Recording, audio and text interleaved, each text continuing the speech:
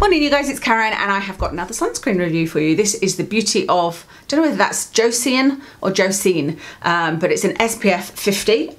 It's a plus one and it's about £16 depending on where you go. I think you can get it from, like, say, Yes Style, but you'd wait a bit longer for it. I'm always happy for these kind of products to pay a little bit extra and get it from Amazon if I can, or somewhere else. So yeah, let me tell you about this. So the ingredients in here are all modern chemicals. So there's Uvenol T, Uvenol A+, Uvasorb and Tinasorb M. So all new chemicals, none of the old. There's no avobenzone, none of that in here. It also has niacinamide in it, so that's great. It has rice probiotics, or rice extract and probiotics, and that is for moisturising. And it has green tea, which is an antioxidant, so a really nice mixture in there. This was recommended by my friend Holly, so it's really nice when a sunscreen comes recommended, especially when it's from somebody that you know is as bothered about ingredients as you know. Did I already say there's no fragrance or alcohol in here? So this kind of ticks all of the boxes. You know, it's non-nano, sits well under makeup, is moisturising but not too greasy, that kind of thing. My experience, my notes I've put down here, that it doesn't sting my eyes. I always make sure I put it right over my eyes. It doesn't sting my eyes at all. Great under makeup. This finishes, I'll put a video in of me applying it, of course, but the finish is, it looks like there's a slight sheen when I'm finished and you see me smiling at the end. It looks like there's a slight sheen, but it very quickly dries down to an almost matte. I suppose you'd call it demi-matte or semi-matte. I'm not sure what the difference is between demi and semi, but it isn't 100% matte, but it's almost matte, and it is really great under makeup. On me, there's no white cast at all, and like I said, it kind of ticks all of the boxes for me. It's really nice and moisturising, doesn't make my skin feel tight. Yeah, kind of ticks all of the boxes. So let me just check my list to make sure it does tick everything for everybody else and what I'm talking about here. It's non-tinted. Some people prefer tinted, don't they? But I think when I did that poll with you, most of you preferred non-tinted, which is what I prefer. The skin type, I would say this is for all skin types. I think this is fine for oily skin and dry skin and possibly sensitive skin. Sensitive skin is the only area I'd be slightly cautious to say it was good for because of the Tinasorb M, and Tinasorb M, as I've mentioned before, in some studies has shown a little bit of irritation, so it's something to be aware of, but otherwise I think it'll be fine because, you know, there's no alcohol, no fragrance, really nice moisturising ingredients. So yeah, I think it would be great on oily and or dry skin.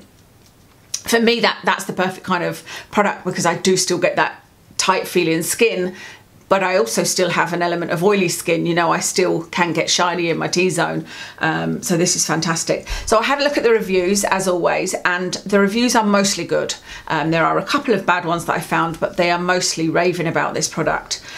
So I'll tell you what the bad ones said. The first one said that it was too runny, which I thought was odd because if I show you it like this, you can see, hopefully you can see, I don't think that that's runny at all. So I don't know whether that was a bad batch or whether it was, I don't know, too hot where it was kept, or whether, I don't know, or whether the person just wanted something much thicker. I don't know, but I certainly don't find it too runny.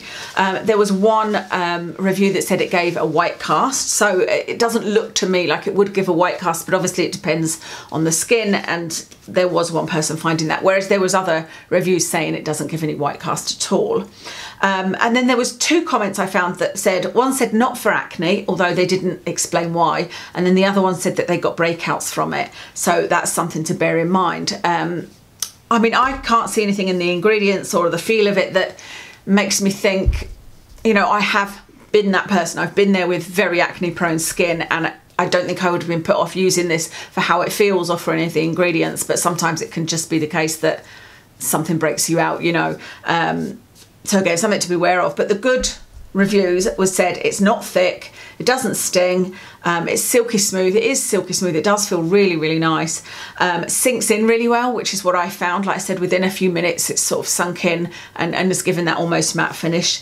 Not sticky and no white cast. Those are the kind of positive reviews on this. So I think that's all there is to tell you about this one. It's a real winner for me, and the only thing I haven't tried it out, the only way I haven't tried it is in the sun.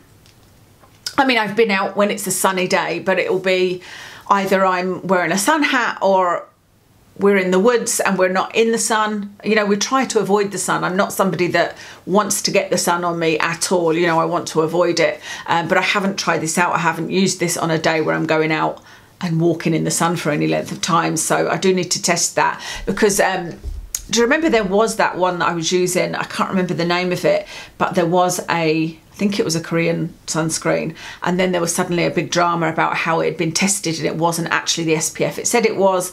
I'm always a bit wary about sunscreens anyway, because I feel like, you know, you don't know exactly how they've been stored. You don't know how they've been delivered. Has the delivery driver had them sitting on the seat with the window open and the sun coming, you know, all of these kind of things. So I'm always a bit wary about sunscreens. And the one that didn't work for me was the Australian Gold, and I loved that sunscreen, but I wore it once just walking around this area with my dog, and my face was red immediately, and I hadn't long put it on. And so yeah, I'm always a bit wary of that, but I haven't tested this out. I'm just, I suppose, putting my faith in these products, because like I said, I'm very rarely actually in the direct sun. But that's everything about this. Let us know if you have used this. Leave your comments below. Let us know how you found it, if you found any white cast, if you found it okay for oily skin, that kind of thing. That's really, really useful. And I will tell you what I've got on. I was going to say goodbye, but I'll tell you what I've got on makeup wise. I've got on the KVD Good Apple Serum Foundation in 015. On my eyes is the Visor Petty Matte Palette. On my cheeks is the Maverick's blush. I can't remember the name of it. I think it's Rose and Brunch or something like that. And then this is the Kylie lipstick in Candy K. So that's everything. Thank you so much for watching, and I'll speak to you again soon.